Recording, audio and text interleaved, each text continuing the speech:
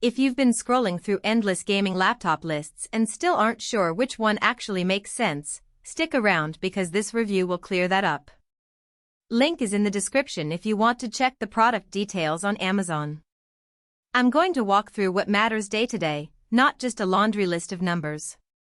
The msi Katana 15 is marketed as a mid-range beast that packs a 15.6-inch QHD panel with a 165Hz refresh, a 12th generation plus i7 CPU, and the new RTX 5070 GPU.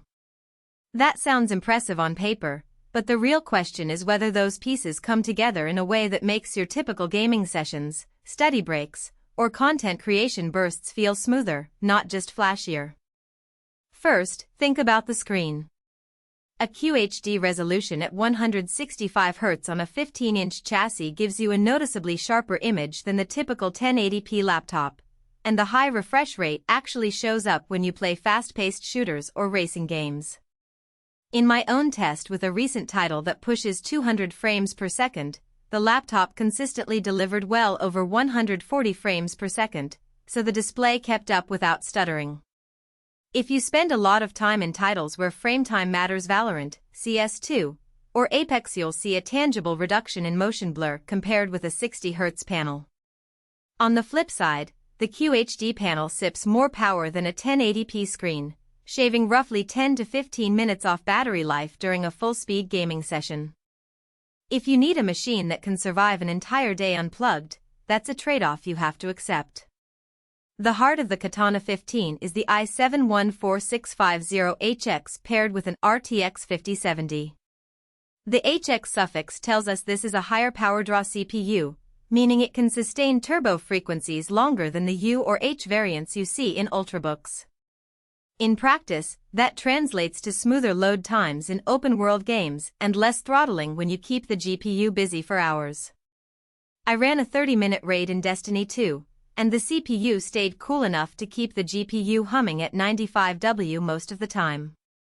The RTX 5070, while not the top-end 4090, still handles ray tracing with DLSS 3 without dropping below 60 frames per second at QHD in most modern titles. If you're the kind of gamer who wants to dabble in ray-traced reflections in Cyberpunk 2077, you'll get a decent experience without having to crank the settings to max. Memory and storage are another area where the Katana 15 tries to future-proof itself.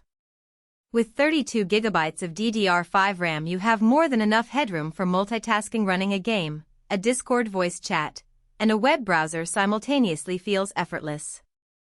The 1TB NVMe SSD provides rapid load times. I watched world building in Minecraft load a massive mod pack in under 10 seconds. However, the SSD is a single 1TB drive with no easy secondary slot, so if you plan to keep a large library of AAA titles plus a media archive, you'll need an external solution or a pricey upgrade.